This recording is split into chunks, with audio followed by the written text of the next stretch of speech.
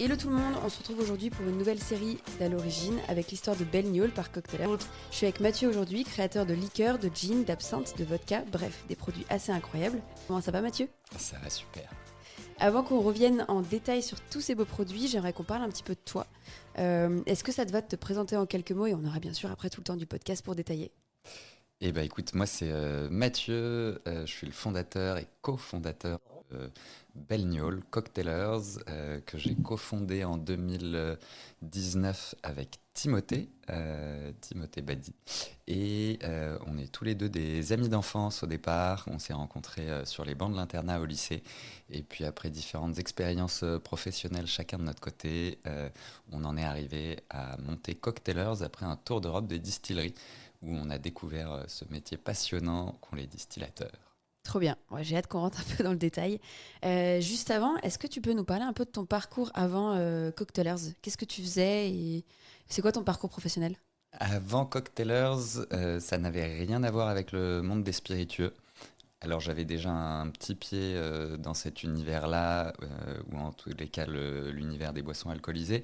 Je viens d'une famille de viticulteurs en Camargue, donc j'ai grandi au milieu des vignes en Camargue. Ok. Et après ça, j'ai commencé à bosser en tant que account manager, un mot des startups pour dire commercial. Et donc j'ai travaillé chez Malte pendant 1 an et demi. J'ai aussi travaillé pour un festival de films de sport de montagne. J'ai bossé en agence de marketing. Donc j'ai fait pas mal de choses. Et puis au bout d'un moment, je me suis dit que c'était bien de faire des choses qui nous donnent envie d'avancer, d'aller plus loin. Et c'est à ce moment-là où j'ai lâché mon boulot pour partir faire ce fameux tour d'Europe des distilleries avec Timothée. Ok. Et j'avais une question de Maëva, d'ailleurs une de mes amies avec qui tu as été à l'école, c'est assez marrant, c'est assez improbable, qui m'a demandé qu'est-ce qui t'a poussé à monter ta boîte. Est-ce qu'il y a, alors il y a le côté famille avec le côté vin, mais est-ce qu'il y a un côté aussi entrepreneuriat un peu plus fort ? Il y a sans doute un côté entrepreneuriat un peu fort. Je pense que comme beaucoup de gens, en fait, quand on se lance dans l'entrepreneuriat, on ne sait pas vraiment ce qu'il va y avoir en face de nous. Il y a beaucoup de gens qui sont là pour nous prévenir en disant attention, ça va être difficile, mais on ne sait pas du tout ce qui va arriver. Donc moi, je me suis lancé en tout cas sans vraiment réfléchir.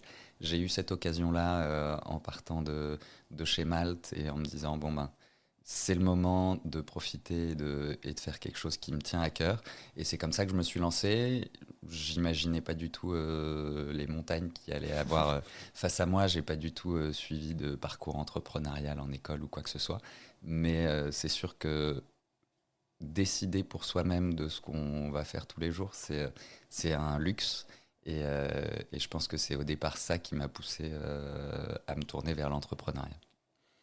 Et Timothée, donc ton associé à l'époque, est-ce que donc c'est quoi son parcours un peu avant ? Est-ce qu'il y a un peu de distillerie ou de spiritueux ou pas du tout ? Alors, il y est passé, en fait, vraiment à l'origine du produit. On est tout un groupe d'amis et on était tous à l'internat ensemble au lycée et on avait le projet de monter un bar à cocktail ensemble.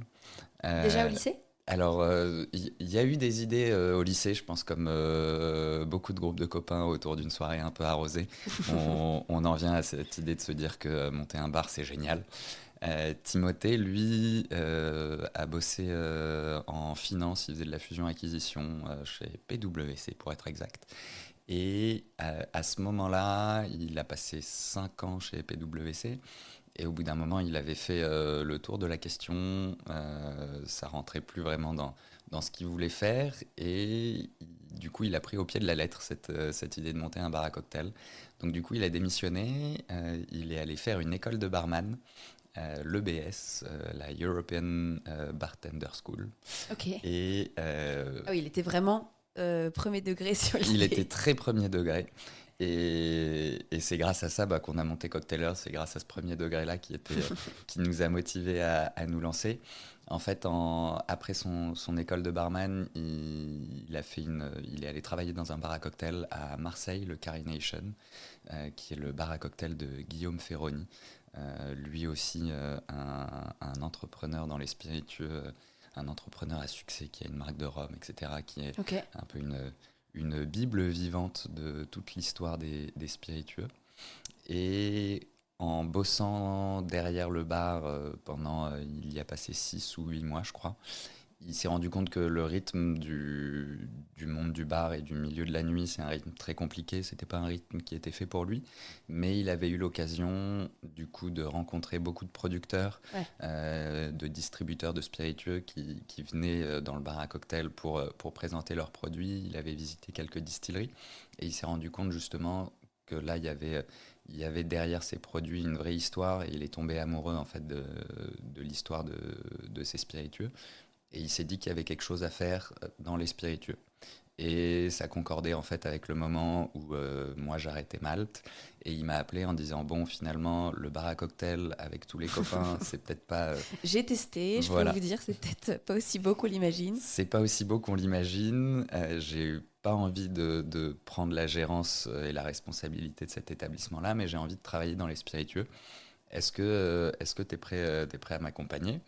Et moi, je lui ai dit, OK, ça me paraît être une bonne idée, connaissant ce milieu de l'artisanat de l'alcool. Je lui ai dit, ça me paraît être une bonne idée. Pourquoi pas lancer une cave à spiritueux? Donc vraiment uniquement dédiée aux spiritueux. Et là, on s'est dit que ça aussi, c'était une bonne idée, mais que finalement, on n'y connaissait pas grand-chose aux Ouais. spiritueux. On boit toujours la même chose. Quand on est plus jeune, c'est des rhum coca, Ouais. des ginto. Ça dépasse pas vraiment juste l'aspect de la bouteille qu'on achète au supermarché. Et on s'est dit, mais en fait, pour vraiment connaître ça, est-ce qu'on n'irait pas directement voir les producteurs? Moi, j'avais cette expérience de gens qui viennent visiter le domaine viticole familial où mon père les emmène pour une visite de 10 minutes et en fait, finalement, ils reviennent 5 heures après. Donc, ça a peut-être tendance à saouler deux trois personnes, mais lui est passionné par ça et je me suis dit, ça doit être la même chose. Il n'y a pas de raison que ce soit pas Ouais. la même chose Vous allez être chez accueillis, les vous allez producteurs être. de spiritueux. Et du coup, bah, on Ça, s'est c'est dit, quelle année? ça, c'est 2018. Ok, On donc. est là, on est en mai 2018 à ce moment-là. Au moment où on s'appelle avec Tim en se disant go, on se lance là-dedans. Et donc là, en fait, on a loué un van et on a pris une carte de l'Europe. On a mis des petits pinpoints sur chaque distillerie en Europe et on s'est dit, ben, maintenant, il faut qu'on découvre les grandes catégories de spiritueux européens. Il faut qu'on aille visiter des grosses distilleries, des choses plus industrielles. Il faut qu'on aille voir des plus petits distillateurs, des gens qui distillent dans leur garage. Et il faut qu'on fasse une boucle dans toute l'Europe. Donc on a mis toutes nos distilleries avec... Il fallait que ce soit super organisé en fait. C'était très organisé. La plupart de nos visites étaient déjà réservées avant même notre départ. Donc on avait appelé toutes les distilleries. Et effectivement, qui nous ont accueillis à bras ouverts parce que c'est vrai que quand il y a deux jeunes, c'est un milieu qui est plutôt vieux, on va dire, les spiritueux. Quand il y a deux jeunes qui décident de faire 15 000 kilomètres pour venir visiter une distillerie, c'est vrai que les gens au début nous accueillent en nous disant mais qu'est-ce que vous faites là? On était C'est avec quoi votre projet? c'est quoi votre projet? Clairement, on était là avec notre appareil photo. J'avais jamais filmé ou enregistré quoi que ce soit avant ça. Et j'étais là avec mon appareil photo. Timothée était avec son carnet de notes et prenait des notes. Et effectivement, au début, les gens nous prenaient un peu pour des influenceurs. Oui, ça Qui, fait un peu journaliste de loin, la caméra, le papier. Ouais. voilà, et puis surtout quand moi j'avais jamais tenu une caméra, donc c'est sûr que pour mettre quelqu'un à l'aise, qui est un petit artisan dans une région française ou ailleurs en Europe, et qu'on arrive pour les filmer avec notre caméra, les gens sont pas forcément à l'aise, il faut essayer de les mettre à l'aise, leur faire comprendre que nous aussi on n'est pas hyper à l'aise avec ça, mais qu'on vient juste découvrir leur métier. Et c'est sûr qu'il y en a qui nous prenaient justement pour des influenceurs Hmm. qui étaient venus pour récupérer une bouteille gratos en échange d'une vidéo de 10 Ah minutes. oui, ok.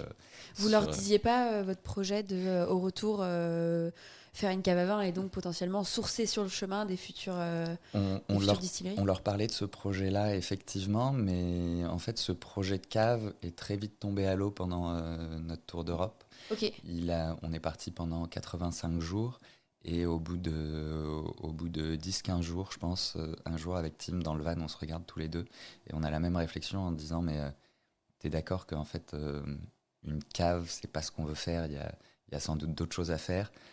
Et c'est là où on s'est dit, ben, de toute façon, on est tous les deux d'accord pour dire que la cave, c'est pas l'idée. Mais on est parti dans notre tour, tout est booké, on a le van encore pendant 2 mois, allons-y et on verra bien ce qu'il en ressort. Ok, donc c'est pas le bar, C'est c'est pas le pas la bar, cave. c'est pas la cave. C'est quoi ce déclic sur c'est pas la cave? Qu'est-ce qui marche pas dans l'idée? Qu'est-ce qui vous plaît plus? C'est sans doute aussi ce côté un peu entrepreneurial de vouloir être dans la proactivité. Et on avait l'impression que si on ouvrait une cave, on allait plus être Hmm, dans la en réception, ouais. attente en attente de nos clients et on se voyait pas faire ça comme métier de tous les jours. Et du coup, en fait, le déclic ensuite sur l'idée de monter Cocktailers et Belgnol tel que c'est aujourd'hui, ou en tous les cas semblable à ce que c'est aujourd'hui, c'est en allant en Allemagne, on est passé par Berlin. Et à Berlin, il y a une boîte qui s'appelle le Freimeister Collective. Et eux, en fait, ils ont un concept qu'on a trouvé génial, c'est qu'ils ont un alambic dans Berlin, leur atelier dans Berlin, et ils font venir des distillateurs, alors d'Allemagne et même maintenant hors d'Allemagne, Ok. ils font venir des distillateurs chez eux pour distiller sur leur alambic. Et comme ça, une fois qu'ils ont mis au point le produit sur leur alambic, eux, ils le reproduisent sur leur alambic. Et donc, du coup, ils créent Avec des... les produits quand même Avec... du distillateur. C'est ça. Ah oui, ok. Et en fait, ils font des collaborations, des collabs avec des maîtres distillateurs de différentes distilleries, et ils créent ensemble un spiritueux. Ah, c'est génial. Voilà. Et ça, en voyant ça, on s'est dit, mais c'est absolument génial comme concept. Et c'est de là d'où est venue l'idée de ce qu'est maintenant Cocktailers, donc embouteilleur indépendant de spiritueux, où on collabore avec des distilleries un petit peu partout aujourd'hui en France, en tout cas. Et la différence, c'est que nous, on n'a pas l'alambic et qu'on se sert du savoir-faire des distilleries avec lesquelles on bosse. Ça marche. Et si on reparle un petit peu du voyage, c'était quoi votre tracé? Comment vous l'aviez imaginé? Bah, comme je te disais, il fallait qu'on coche toutes les cases, donc des grandes, des petites distilleries, toutes les catégories de spiritueux qu'on puisse trouver en Europe. Et nous, on vient du sud avec Timothée, tous les deux, donc notre point de base, c'était dans la région de Marseille. Ok. Et du coup, on est parti de là et on a vraiment fait une boucle dans toute l'Europe. On est parti en Italie pour voir les grappas et les vermouths d'abord. Donc ça, c'était vraiment le tout début de notre voyage. On est parti au mois de septembre. Donc entre mai et septembre, on a préparé le voyage avec Timothée. Et ensuite, on a pris notre van en septembre. On est parti en Italie. Là, fort heureusement, on a dû refaire un petit retour dans le sud, tout simplement pour le mariage du frère de Tim, mais qui était plutôt bienvenu parce qu'on était parti la fleur au fusil avec un demi-sac de couchage, pas d'oreiller, pas de couette. Et on s'est dit qu'en fait c'était le mois de septembre, donc ça allait encore à peu près bien, mais quand on se retrouverait en novembre Ouais, en Pologne, ce ce serait serait moins peut-être sympa. plus Ouais. le même délire. Et donc du coup on est repassé par la France, on est remonté ensuite par les Alpes jusqu'en Suisse, on est parti, après la Suisse on est revenu en Alsace, on est parti de l'Alsace pour traverser l'Allemagne, on est passé en Autriche, on est passé en République tchèque, on est passé en Pologne, on est passé ensuite Pologne, on est revenu par le nord de l'Allemagne, on a tracé jusqu'en Pays-Bas, Belgique, et on est revenu en France pour mettre le van sur un bateau pour arriver Hmm. jusqu'en Angleterre. Et ensuite en Angleterre, on est remonté jusqu'au nord de l'Écosse. Alors on n'a pas poussé jusqu'aux îles les plus au nord, vraiment, je crois que c'est Ça devenait peut-être un Scapa. peu compliqué après. Ça aurait été possible, mais il y avait déjà suffisamment à faire. L'Écosse, il y a un panneau tous les 100 mètres pour indiquer une distillerie sur la route. Donc, Ça aurait été 6 mois dédiés en tant que tel. on aurait pu faire 6 mois juste en Écosse, effectivement. Et Ça marche. puis, et Pardon, tu voilà. voulais dire Non, quelque mais chose? après, bah, on a fini par Irlande et puis on est redescendu. Quand même, il faut pas oublier la côte atlantique française où on a le Calvados, le Cognac, l'Armagnac. Donc, Ok, donc des belles choses vous êtes pour parti du finir. sud et vous êtes revenu par le sud. Voilà. Ok, et ben ça tombe bien, j'ai une petite question, j'ai un petit rituel d'avoir des fois des petites questions posées à l'oral. Donc je vais te faire écouter. Il y a une personne qui voulait te poser une question. Tu me diras après si tu la reconnais, je pense que tu vas reconnaître. Hop, je te le mets bien fort. Mathieu, c'est Tim. Petite question pour toi. Quel est ton meilleur souvenir du Tour d'Europe des distilleries il y a 5 ans? Allez, ciao, je t'embrasse. Bon, il a Euh, dit qui c'était. il a dit qui c'était, il a dit qui c'était, et effectivement, je reconnais la voix de mon cofondateur. Euh, il y en a énormément des meilleurs souvenirs. Euh, il y a des choses très marquantes. On a dégusté des absinthes qu'on n'aurait plus le droit de déguster aujourd'hui. Des absinthes d'avant la prohibition, donc c'est des absinthes qui ont plus de 100 ans maintenant, qui datent d'avant 1915. Donc ça, c'est des petits bouts d'histoire qu'on goûte, donc ça, c'est des moments qu'on n'oublie pas, clairement. Et puis, il y a... bah, alors c'est autour des spiritueux, ou pas forcément autour des spiritueux, mais il y a des nuits en Écosse qui étaient vraiment dingues, si jamais les gens ont l'occasion d'aller en Écosse, des nuits où il fait beau, je pense qu'il y a pas plus merveilleux comme endroit. Et puis, j'ai le souvenir d'une distillerie d'absinthe aussi en Suisse, où on s'est arrêté et où on a fini par... on devait s'arrêter 2 heures, et puis on est reparti, je pense, 6 heures après, avec, en discutant avec un monsieur qui distillait de l'absinthe, qui avait commencé quand il avait 20 ans, je pense, dans son garage, de façon pas tout à fait légale, et qui aujourd'hui fait des absinthes qui sont absolument dingues, et qui devait avoir 65 ou 70 ans quand on est passé le voir, et qui est vraiment une encyclopédie de l'absinthe. Donc ça, c'est des moments qui sont assez extraordinaires.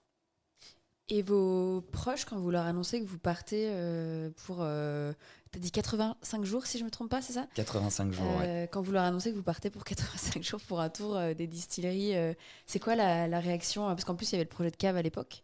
Il y avait le projet de cave à l'époque, projet de cave, projet de bar. La... Alors, il y a une réaction qui est très marquante, très marrante aujourd'hui, quand j'annonce à ma mère que j'ai quitté mon boulot et que ce sera sans doute pour monter un bar avec Tim, ou peut-être une cave à spiritueux. Elle m'a répondu, c'est pas possible, tu retournes, alors c'était chez Malte, tu retournes chez Malte, et puis tu vas quand même pas vendre de l'alcool aux gens. Il Ok. faut savoir que ma mère est viticultrice Ouais. depuis 50 ans. Voilà, donc c'est Tu peux lui mettre un miroir et dire je m'inspire des meilleurs. exactement. Et non, c'est quelque chose dont on rigole beaucoup maintenant, et qui fait partie des running gags dans la famille. Et, mais c'est vrai que c'est la preuve qu'il y a une éducation encore énorme à faire sur les spiritueux, et qu'aujourd'hui, dans la culture française, le vin est complètement ancré dans notre culture, et que pourtant on a ces spiritueux. Si on prend l'Armagnac, c'est vieux de plus de 700 ans, mais on n'est pas du tout aussi attaché de façon globale en France à ces spiritueux-là. Donc nous, c'est ce qu'on essaye de faire revivre. Mais après, c'est quand on annonce à ses proches qu'on lance un projet entrepreneurial, tout le monde est vraiment derrière, et dans le soutien. Donc ça a été hyper sympa. Après, c'est sûr que nous, on avait un projet qui était particulier comme projet entrepreneurial, partir faire un tour d'Europe des distilleries. Il y a beaucoup de gens quand même qui nous ont dit faites gaffe, le volant et le tour d'Europe des distilleries. Ouais, Faites le attention. combo, ouais. Voilà, ça peut être le combo gagnant, ou le combo perdant plutôt. Et puis après, non, ça faisait pas mal marrer les gens. Tout le monde pensait qu'on partait en vacances, Ouais. littéralement se bourrer la gueule, on va dire les mots. Mais quand on est revenu de là, les gens ont compris qu'en fait, on n'était pas juste parti pour rigoler et s'amuser. On a beaucoup ri, on s'est beaucoup amusé. Mais après, à côté de ça, les dégustations, c'était aussi du travail. Et je pense qu'on a autant appris en 3 mois de tour qu'on aurait pu apprendre en 10 ans de lecture sur Internet. Et justement, si on se remet un peu dedans, là tu sors du van et tu vas voir une distillerie. Vous aviez, est-ce que vous avez une trame de questions que vous voulez poser? Est-ce que vous vouliez repartir avec justement des informations spécifiques? Comment ça se passe pour justement revenir avec tout ce que vous vouliez avoir appris sur le chemin? Il faut savoir que quand on est parti, mis à part, je pense, 3 articles qu'on avait dû lire sur Internet, alors Timothée, lui, avait quand même, il avait visité des distilleries, il avait vu un alambic déjà une fois dans sa vie. Moi, j'avais jamais vu d'alambic en vrai. Je ne connaissais pas du tout le fonctionnement de cet objet qui est assez utile pour créer des spiritueux. Et c'est sûr que quand on débarque, les premières visites, en plus, vu qu'on explique aux gens qu'on fait un tour d'Europe des distilleries, les gens nous prennent immédiatement pour des experts qui connaissons notre sujet, alors qu'on y Ouais. connaissait littéralement Et c'est pour ça que vous pas faites ce rien, mais tour. pas grand-chose. Et c'est pour ça qu'on fait ce tour, c'est pour aller apprendre. Donc c'est sûr qu'au début, en plus, on commence en Italie, donc c'est tout de suite, on parle un peu anglais tous les deux avec Tim. Tim a quand même vécu en Angleterre, donc voilà, mais on ne maîtrise pas encore tout à fait le vocabulaire de la distillation en anglais. Donc ça fait un amas d'informations au départ, et c'est au fur et à mesure d'entendre les gens. On a visité plus d'une distillerie par jour, on a visité 101 distilleries en 85 jours, Ah ouais, quand même. sachant qu'il y avait les week-ends où les distilleries étaient fermées, donc on était quasiment à 2 distilleries par jour. Et c'est à force d'entendre que les gens nous le répètent, nous l'expliquent différemment, où on a vraiment fini par comprendre. Et au départ, on prenait tout ce qu'on nous donnait et on absorbait. On a des carnets de notes remplis par Tim sur toutes les infos et tout ce que les distilleries nous donnaient. L'avantage, c'est qu'on a commencé par des pays où les distilleries sont relativement petites et peu visitables ou peu médiatisées, on va dire. Et donc, du coup, on parle tout de suite à des. C'est pas forcément des tour guides comme on va avoir en Écosse qui font 12 fois la boucle dans la journée et où Et ils qui te accueillent. disent ce qu'il veut dire aussi. Ils Voilà. te donnent pas forcément. T'as peut-être pas la place de poser les questions comme tu veux ou. Non, voilà, le tour en Écosse, la distillerie est designée autour du parcours visiteur et non pas autour de l'alambic et du circuit de production. Donc du coup, c'est vraiment, tout est autour du visiteur avec des choses très cadrées, très normées. On ne peut pas poser une question, c'est un peu, il y a des secrets de polichinelle, il ne faut pas que le Ouais. voisin sache ça et on ne veut pas exactement dire comment ça marche. C'est un peu la même chose aussi dans les petites distilleries, sauf que on rentre beaucoup plus dans le détail. Il y a une confiance qui s'instaure quand les gens se rendent compte que on est là pour vraiment apprendre, non pas soit pour leur piquer leurs infos et leurs idées, pas dans un but commercial quel qu'il soit à ce moment-là en tout cas, etc. Donc du coup les gens sont hyper ouverts et quand ils voient qu'on s'intéresse vraiment au sujet, tout de suite eux aussi ça leur donne envie Ouais. de partager à fond. C'était d'ailleurs l'une de mes questions. Je sais pas s'il y a autre que l'Écosse, mais euh, est-ce que vous avez ressenti des différences entre des distilleries françaises ou étrangères, mais ou même entre différents types de distilleries, petites, grandes, dans votre voyage?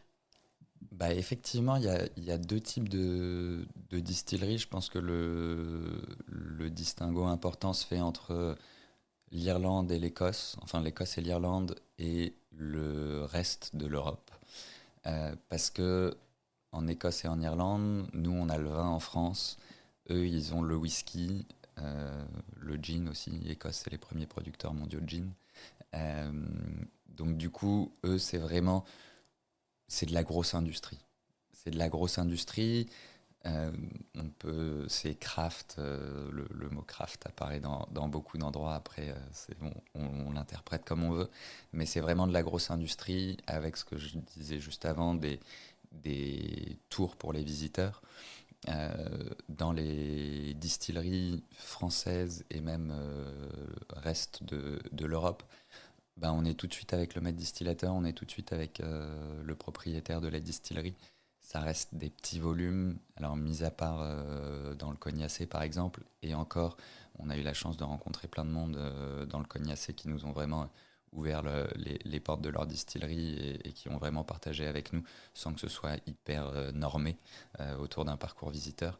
Donc ça c'était bien, mais après il y a sans doute même si on maîtrise l'anglais et qu'on a réussi à échanger avec tous nos interlocuteurs, en France, on avait peut-être la barrière de la langue en Ouais. moins, et du coup, on a eu un accueil absolument extraordinaire dans les distilleries. Donc c'est vraiment, ouais, c'est la distinction première, et puis après, il y a aussi des différences si on prend la vodka, on est allé voir des vodkas en Pologne, si on prend la vodka en Pologne et puis le reste de la production plus artisanale dans le reste de l'Europe, c'est aussi des méthodes de production différentes. Il y a certains agriculteurs, distillateurs polonais qui essayent de relancer des vodkas plus craft, mais de par son histoire qui vient un peu de l'URSS, il y avait d'un côté les producteurs de céréales qui produisaient la matière première pour la distillation et qui était ensuite envoyée dans des usines d'État qui s'appellent les Polmos et où était ensuite fabriquée la vodka de façon totalement contrôlée par l'État. Et ils ont gardé en fait aujourd'hui un peu ce modèle-là. Donc c'est sûr que les grosses usines de vodka sont un peu moins accessibles en Pologne parce qu'on ne veut pas toujours montrer ce que c'est. Ça risquerait peut-être sans doute de casser un peu l'image du produit qui, après ça, peut être très bon aussi. Hein, mais... Ouais. Ok. Et imaginons là que moi demain je vais me lancer et faire un peu comme ce que vous avez fait, pas forcément le même tracé, mais combien de temps vous avez préparé ça à l'avance? Comment est-ce qu'on fait pour... parce que j'ai l'impression que vous êtes parti, vous avez quasiment tout réservé. Comment est-ce qu'on trouve, j'imagine les grandes distilleries, c'est assez simple sur Google ou autre, mais comment est-ce que les distilleries un peu plus cachées, comment est-ce qu'on les trouve et comment est-ce qu'on fait ce... Enfin, quel conseil tu pourrais donner à quelqu'un qui veut se lancer dans cette même envie de faire un distillery tour? Premièrement, je pense aller faire un tour sur le site whisky.fr pour ne pas leur faire de publicité, où il y a quand même beaucoup de références. Et en fait, on a pris tous les sites de vente de spiritueux en ligne et on a regardé toutes les distilleries. Et on a référencé toutes les distilleries comme ça. Donc que ce soit le site de la Maison du Whisky, d'autres sites dans d'autres pays, on est allé regarder les sites en Angleterre, les sites en Espagne, et on a récupéré tous les noms comme ça.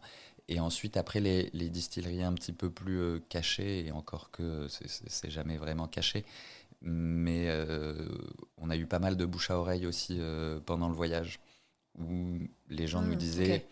ah ben vous devriez aller voir un tel, ou je suis très pote avec cette distillerie-là, vous devriez aller les voir de ma part, contactez-les de ma part. Donc c'est comme ça qu'on a fait. Et puis ensuite, on a aussi contacté à Cognac, contacté le BNIC, donc l'interprofession du Cognac. On a fait la même chose dans le Calvados, dans l'Armagnac. Mm. Donc ça nous a aussi beaucoup aidé de prendre rendez-vous avec les organes dirigeants des appellations qui nous ont ensuite réaiguillés vers différents producteurs. Ok, donc peut-être, ouais, si on a prévu ce projet, peut-être laisser à un moment donné du blanc, même si tout doit être organisé, peut-être laisser des petits espaces de blanc pour l'inconnu et si jamais il y a une recommandation d'une personne ou pour, comme tu as dit, on passe 2 heures, mais en fait on en passe 6 heures, bah, de ne pas être pressé par le temps et de pas pouvoir, de pas avoir à jongler entre 4 distilleries en une journée, c'est peut-être un Voilà, peu beaucoup. exactement. Se laisser le temps. Et nous, c'est ce dont on s'est rendu compte, c'est qu'il y a des gens pendant nos visites qui nous ont dit ben, j'avais prévu une demi-heure pour vous. Et on est reparti le soir en étant arrivé le matin. Donc il y a justement cette zone d'échange où il faut avoir la liberté de pouvoir discuter, de pouvoir rallonger le temps. Et c'est comme ça que se créent les liens vraiment avec les gens. Et aujourd'hui, bah, nous, sans le vouloir, parce que c'était pas du tout l'objectif quand on est allé les voir, mais aujourd'hui, les gens avec lesquels on travaille, c'est que c'est quasiment maintenant, alors plus exactement maintenant, mais on a commencé en travaillant qu'avec des gens qu'on avait rencontrés pendant notre tour. Ouais, vous êtes fait un carnet d'adresses de producteurs, distillateurs avec qui vous avez déjà de la confiance et donc avec qui c'est peut-être plus simple de travailler aussi. Exactement, c'est des gens qui nous avaient rencontrés, qui avaient vu notre intérêt pour les produits, pour leur métier. Et on leur a proposé de les mettre en avant avec nous en développant notre marque où on fait des collabs avec eux. Et ils ont vu qu'on était là aussi justement pour mettre en avant à travers l'intérêt qu'on avait montré chez eux sur leur métier. Ok, donc ça, quand vous vous dites premier palier, un soir, en fait, caviste, c'est pas ce qu'il faut, et après l'étape Berlin, vous commencez à peut-être partager. Enfin, j'ai l'impression que ça devient donc un projet un peu sûr, on sait qu'on veut répliquer, entre guillemets, ça. Donc vous commencez à partager aux producteurs et aux distillateurs que c'est l'idée que vous avez. Pas encore à ce moment-là. Ok. On, on l'a gardé pour nous après avoir eu l'idée à Berlin. De toute façon, on était un peu la tête dans le guidon pendant notre voyage parce que du coup, on faisait des visites du lundi au vendredi. On a fait 15 000 km pendant ce tour d'Europe, donc Donc on littéralement est la tête passé, dans le guidon. voilà, on est passé par 12 pays. Donc en 85 jours, il y a aussi beaucoup de routes entre chaque. Ensuite, on faisait des vidéos toutes les semaines où on présentait l'histoire, la fabrication des spiritueux qu'on avait rencontrés pendant la semaine, de la grande catégorie de spiritueux qu'on avait rencontrés pendant la semaine.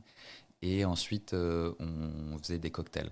Donc ça, c'est Timothée qui utilisait son expérience de barman et on faisait des cocktails avec les spiritueux qu'on avait découverts pendant la semaine. Donc du coup, on est rentré de ce voyage, on était littéralement lessivés. On a fait la surprise à nos potes de rentrer, de faire un aller-retour à un moment au mois de décembre, donc 2 semaines avant la fin de notre tour d'Europe. On a laissé notre van dans le Calvados, on est rentré en train à Paris, on est revenu et on est retourné dans le Calvados après. Ils nous ont vu débarquer, ils ont cru qu'on était des morts vivants, je pense, parce qu'on devait être blanc, livide. On vit dans un van où quand il fait 0 degré, on avait déterminé par une méthode empirique qu'il faisait toujours 5 degrés de plus que dehors dans le van. Donc quand tu passes une nuit à 0 degré, il fait 5 degrés dans ton van. Tu manges des conserves pendant 3 mois. Donc vraiment, on n'a pas eu le temps de se poser la question, de se dire « Ah oui, c'est vraiment ça » et on va commencer à en parler aux gens et à réfléchir au business plan. Mais après, une fois qu'on est rentré, c'était juste avant Noël, je crois. On a dû rentrer définitivement le 20 décembre, je pense. On a posé le van et on s'est dit, maintenant, on part fêter Noël chacun dans nos familles. On se revoit. On se parle plus pendant quelques jours. On se parle plus pendant quelques jours. Voilà, on avait quand même déjà réussi à passer 3 mois dans un espace de 4 mètres carrés sans trop se mettre sur la gueule. Je pense même quasiment pas en vrai. On a été plutôt solide de ce côté-là. Donc c'était déjà une première étape, un premier test pour savoir si on allait pouvoir se lancer. Oui, en tant qu'associé, c'est un vrai test. Ouais. C'était un vrai test. On a commencé par... alors on habitait ensemble avant, on était coloc, on avait vécu à l'internat ensemble, mais c'est jamais vraiment la même chose. Et donc on a fait ce premier test-là, encore une fois, pas du tout prévu, pas du tout. On s'est pas dit en partant, comme ça on va voir si on peut se supporter. On réalise après coup et en débriefant sur les événements qu'effectivement ça nous a aidés. Et ensuite on se retrouve le 31 décembre et le 3 décembre, le 3 janvier on prend la voiture ensemble. Et là, de la même manière qu'on s'était regardé en se disant c'est sûr qu'on ne veut pas monter de cave, là on s'est regardé, on s'est dit mais en fait on s'était laissé un mois pour réfléchir. On est d'accord qu'il n'y a pas besoin de réfléchir plus d'un mois. On était le 3 janvier, on s'est dit allez, c'est parti, on fait ça et on se pose pas de questions sans encore une fois trop réaliser ce vers quoi on allait. Ok. Ouais, donc l'alignement des planètes et j'ai l'impression que vous êtes vachement synchro sur vos réalisations chacun et puis à un moment donné vous mettez en commun et vous êtes en fait on est dans le même on va dans le même chemin et on a la même vision des choses. Ouais, c'est ça qui a vraiment été cool. Alors Timothée pose des questions au micro, mais Timothée du coup n'est plus opérationnel aujourd'hui dans la boîte. Il a arrêté de travailler dans la boîte au mois de mars dernier. Mais pendant ces 5 ans qu'on a fait ensemble, c'est ça qui a été génial, c'est que on a tracé tout droit, on a été raccord à peu près tout le temps, et puis quand on n'était pas raccord, on débattait du sujet, et puis voilà. De temps en temps, on disait non, on abandonne ce projet, ou de temps en temps, on faisait confiance à l'autre et on lançait le projet. Il y en a qui ont marché, il y en a qui n'ont pas marché, mais au moins on a essayé. Et ça, ça, je crois que on était tous les deux d'accord pour essayer et pour tester tout ce qu'on pouvait tester. Et j'ai vu justement sur l'un de vos posts LinkedIn que vous signez l'embouteilleur indépendant de spiritueux mythiques. Est-ce que donc ça, le 3 janvier, est-ce que c'est quelque chose sur lequel vous arrivez à mettre des mots ? On ne veut pas être distillateur, producteur, on ne veut pas être caviste, mais on veut être embouteilleur et mettre en avant l'Armagnac, la liqueur, etc. etc. On a rapidement compris. Alors au début, on a envisagé l'idée d'avoir un alambic de produire. On a rapidement compris que ça collait pas avec nos différentes envies, et c'était pas forcément possible également, parce qu'on s'est dit, on habitait à Paris à ce moment-là. On s'est dit, ok, notre vie elle est à Paris, mais poser un alambic à Paris, il y avait à ce moment-là encore que Jules, qui avait son alambic dans Paris. Il y avait alors Baccae qui distillait en sous vide, mais donc qui avait pas d'alambic Ouais. traditionnel, on va dire. Euh, donc du coup, on s'est dit, ça paraît un peu compliqué. On n'a pas forcément envie de retourner dans le sud pour installer notre alambic. Donc comment est-ce qu'on peut faire? Et puis on avait découvert en Écosse, en Irlande, les embouteilleurs indépendants. C'était un métier qu'on connaissait pas, parce que pour nous, ben, forcément, si jamais on a un spiritueux, bah, il fallait qu'il y ait un alambic et qu'on fabrique nous-mêmes Mm. l'alcool. On s'est rendu compte en fait dans ces pays-là, bah, que dans le whisky, il y a des embouteilleurs indépendants qui existent depuis des centaines d'années et qui achètent des fûts et qui les font vieillir à leur manière. On a ça aussi en France. On a Michel Couvreur, on a Benjamin Quens qui font ça dans le whisky. Et puis il y avait à ce moment-là déjà 30 et 40 qui sont dans le Calvados, Ok. donc une marque de Calvados. Et on s'est dit, mais en fait, pourquoi aujourd'hui les embouteilleurs indépendants sont vraiment toujours centrés sur une catégorie? Nous, pendant notre voyage, on s'est rendu compte qu'en France, on a X catégories inexplorées, que les liqueurs, c'est des choses qu'on n'a plus l'habitude de boire. Pour nous, les liqueurs, c'est vraiment le truc des grands-parents. Mm. Et qu'ensuite, il y a d'autres spiritueux. Le cognac, l'armagnac, le calvados, c'est des produits d'export. Aujourd'hui, on en boit très peu en France. Euh, En fait, on pourrait travailler et pas seulement se limiter à un seul spiritueux, à une seule gamme de spiritueux, mais faire ça sur l'ensemble des spiritueux français. Ouais. J'avoue que c'est quelque chose que je découvre pas mal avec le podcast aussi, la notion d'embouteilleur en discutant avec Simon d'Alabat Armagnac, que tu as, je crois, rencontré hier. Pas plus tard qu'hier. Exactement, assez marrant, donc dans une dégustation à la Compagnie du Mémoire, donc une cave à Paris. C'est quelque chose aussi que j'ai découvert, cette notion de tu peux avoir cette passion et vouloir travailler dedans, mais pour autant ne pas avoir ton alambic et distiller toi-même, parce que c'est aussi. Enfin, c'est travailler la matière première, faut la respecter, faut savoir comment le. Enfin, pour moi, c'est aussi notre expertise. Donc, j'avoue que je trouve ça assez intéressant et c'est pour ça que ça me tenait aussi à cœur de t'avoir au micro, parce que c'est une partie qu'on a un peu abordée avec Simon, mais je trouve ça intéressant, vous, avec toute la pluralité que vous avez, d'avoir aussi ta vision de ce métier. Et j'aimerais bien qu'on détaille un petit peu cette notion d'embouteilleur. Euh, Qu'est-ce que toi, tu mets derrière ça? Si on peut expliquer aux gens un peu ce que tu fais au quotidien et ouais. Au quotidien, moi, il faut bien comprendre une chose, j'ai pas d'alambic. Je suis donc pas producteur. On se définit comme créateur de spiritueux. C'est-à-dire qu'on va à chaque fois, sur chaque spiritueux, on va s'appuyer sur une distillerie qui a un savoir-faire ancestral. Ça n'a pas forcément été un choix pour nous à chaque fois de se dire, quand on va sélectionner une distillerie, il faut que ce soit une vieille distillerie absolument, etc. Mais il se trouve que on s'est rendu compte que dans tous les trucs qu'on avait trouvé, enfin tous les spiritueux qu'on avait trouvés extraordinaires, il y avait souvent cette notion d'ancienneté de la distillerie, de savoir-faire qui se transmet de génération en génération. On travaille avec des distilleries familiales pour la plupart. On travaille dans le Calvados avec Jean-François Guillou et Huard. Ça fait 7 générations qui font des Calvados chez lui. Donc Ah, c'est énorme. voilà, après on travaille avec la maison Brioté qui est à Dijon, qui est une licoristerie.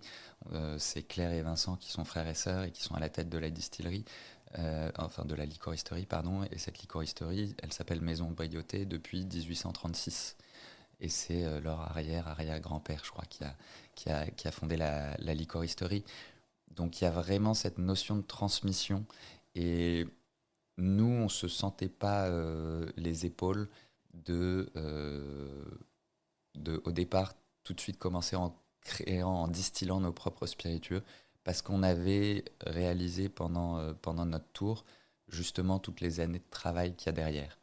Et on s'est dit, on va pouvoir faire quelque chose, on pourrait faire quelque chose de bien si jamais on faisait la distillation nous-mêmes, mais ça voudrait dire qu'avant de se lancer, il faut aller se former à la distillation, parce que c'est hyper bien d'avoir vu des alambics, de comprendre comment ça marche, de comprendre quelles sont les raisons pour lesquelles les distillateurs travaillent de telle ou telle façon.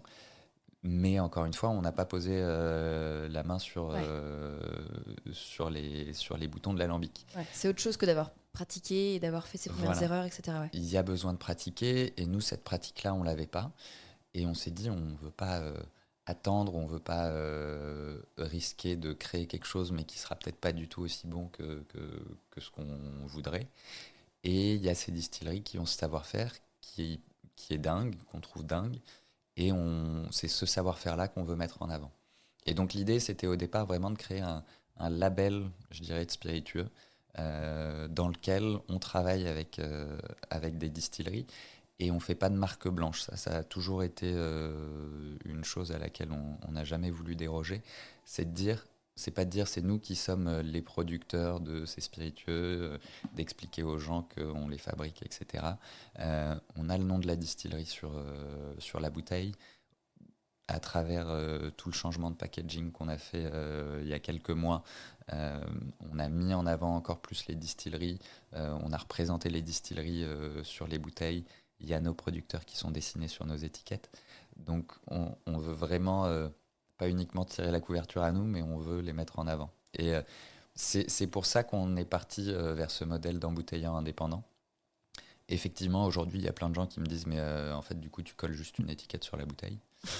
Sympa.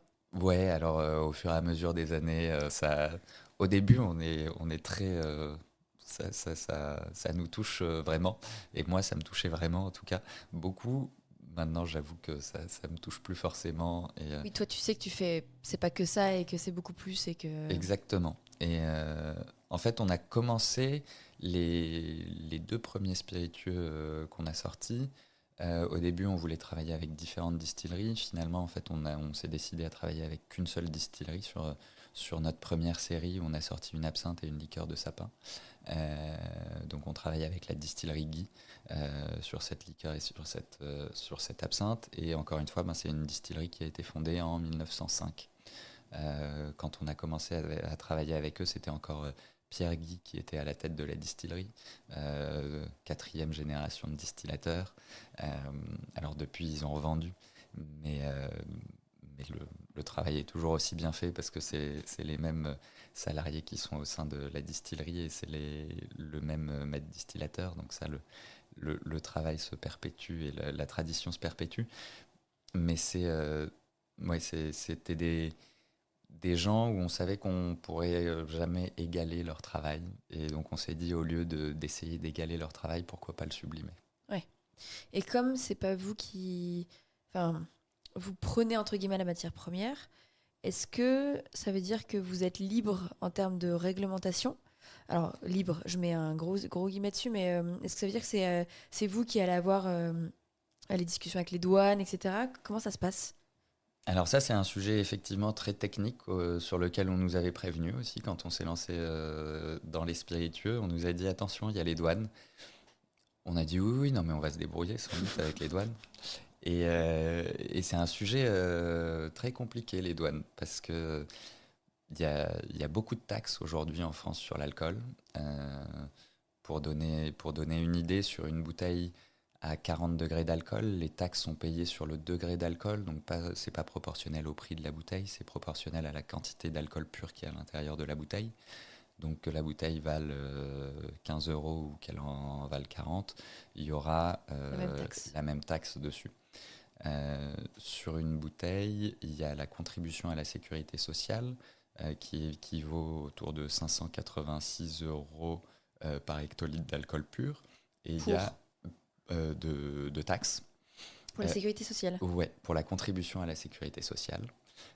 Donc c'est une taxe qu'on reverse aux douanes et qui est à destination de la sécurité sociale. Et ensuite, il y a les assises, qui sont une taxe sur l'alcool. Et là, les assises, ça représente un peu plus de 1850 euros ou 1870 euros l'hectolitre d'alcool pur. Donc sur une bouteille de 70 centilitres à 40 degrés, on se retrouve avec des taxes qui sont autour de 6,50 €, 7 € par bouteille non compressible, et sur lesquelles vont s'appliquer ensuite la TVA également. Ok. Et donc ça, c'est des choses que toi, tu payes et que les distillateurs payent aussi? Alors, c'est des choses qui sont payées en fait uniquement au moment de la mise à la consommation sur le marché. Donc, c'est-à-dire que moi, lorsque je vends une bouteille, j'émets un document douanier à destination des douanes, et je dis aux douanes, il y a telle bouteille qui est sortie de chez moi. Et à la fin du mois, ils me disent, vous devez régler les taxes sur toutes les bouteilles qui sont sorties de chez vous. Donc ça, il y a cette question de taxe-là, mais pour justement que tout soit bien appliqué et qu'on paye bien l'intégralité de nos taxes, il y a un côté administratif qui est assez lourd justement sur toute la partie gestion des stocks, comptabilité matière, ça s'appelle, où on va devoir savoir exactement les quantités d'alcool qu'on a, les quantités d'alcool qu'on a vendues, celles qui ont été vendues hors droit, hors taxe, celles qui ont été vendues taxes incluses, selon si on vend à un distributeur et donc le produit n'est pas encore mis à la consommation, ou si on vend à un client final, un particulier qui va acheter une bouteille, à ce moment-là c'est mis à la consommation. Donc on a fait le choix, nous justement, en lançant Cocktailers, Belgnol, d'internaliser toute cette partie-là. Au départ, on a commencé, quand on s'est lancé, en fait, du coup, on a choisi de travailler avec une seule distillerie sur notre première gamme, justement pour simplifier cette partie-là dans un premier temps. C'est-à-dire que c'était mis en bouteille à la distillerie et on a acheté tous nos stocks en payant les taxes sur l'alcool. Donc du coup, c'était mis à la consommation. Une fois que c'est mis à la consommation et que les taxes ont été payées, là en l'occurrence, elles étaient payées par la distillerie du coup. Vu qu'on était le client final, on n'avait, nous, plus rien à gérer des douanes. Mais ensuite, une fois qu'on s'est mis à travailler avec d'autres distilleries, pour simplifier la partie logistique, l'approvisionnement en bouteilles, l'approvisionnement en matières premières, etc., au lieu de tout envoyer dans chacune des distilleries, leur dire vous faites l'embouteillage pour nous, etc., on a décidé de tout centraliser chez nous. Donc du coup, les distilleries se sont mises à nous envoyer les alcools chez nous. Et nous, du coup, pour éviter à avoir des sorties de trésorerie très importantes, on s'est déclaré en tant que entrepôt agréé auprès des douanes. Donc, du coup, on se déclare auprès des douanes, on leur dit voilà, on a un atelier à tel endroit. Dans telle zone de l'atelier, il y aura nos alcools détaxés. Dans telle autre zone, une fois que ça passera la ligne blanche qui est dessinée au sol, ça veut dire qu'on aura payé les taxes sur l'alcool. Ah oui, c'est très codifié, c'est très contrôlé. C'est très codifié, très contrôlé. Il faut savoir que les douanes peuvent venir chez vous quand ils veulent. Et à la différence de la police, ils n'ont pas besoin de mandat pour rentrer chez vous. Okay. Donc ils ont un peu tous les droits. Et c'est assez marrant, on l'a très vite découvert parce que le jour où on a acheté notre premier stock d'alcool avec Tim, donc on est allé à la distillerie Guy qui est à Pontarlier pour récupérer nos 255 bouteilles, je crois, ou 256 bouteilles. On a commencé avec ça. Et on a tout mis à l'arrière d'une Polo. Et on a pris la route. Et là, au bout de, 30 km, on voit une voiture des douanes qui se met devant nous sur l'autoroute. Et avec un petit bandeau qui défile derrière et qui nous dit vous prenez la prochaine sortie, s'il vous plaît, messieurs. Ok. Et effectivement, on avait la voiture qui était au ras du sol. Ouais, 256 bouteilles. Ouais, voilà. Ça pèse. Et alors, on avait tout qui était en règle, etc. Donc, ils nous ont contrôlés, ils ont fouillé quand même toute la voiture, ils ont ouvert les cartons, ils ont regardé ce qu'on avait sur nous, etc. Ils ont vu que tout était en règle. Donc, ils nous ont dit surtout, faites plutôt attention à la police parce que peut-être que vous êtes au-dessus du poids autorisé dans la voiture. On avait vérifié, on avait 50 kilos d'écart, mais on était en dessous de la limite autorisée pour 50 kilos, donc ça passait. Et ils nous ont laissé repartir. Mais voilà, ils peuvent contrôler à tout moment n'importe qui pour vérifier que tout soit bien en règle. Et vous avez été mis dans le jus dès le départ, la première départ, fournée. Ouais, dès le départ. Donc c'était histoire de bien comprendre comment ça allait marcher pour la suite, et on a compris. Et effectivement, du coup, il il y a beaucoup d'administratifs derrière tout ça. Nous, ça nous permet, vu qu'on fait maintenant des volumes qui sont assez conséquents, qu'on achète de l'alcool, en fait, si jamais on paye les taxes immédiatement, c'est tout de suite une trésorerie qui va sortir et ça coûte cher au BFR de payer immédiatement les taxes. Donc maintenant, on a décidé d'être déclaré et de payer uniquement les taxes à la mise à la consommation. Après, ça engendre justement toute cette comptabilité matière, cette édition de documents douaniers hyper régulière qu'on doit faire. Et puis, ça implique qu'il faut faire attention parce que si on n'est pas dans les règles, on se fait taper sur les doigts. Oui, ça marche. Super. Et ben écoute, je pense que ça me paraît pas mal pour le premier chapitre à l'origine de Belle-Gnôle par Cocktailers.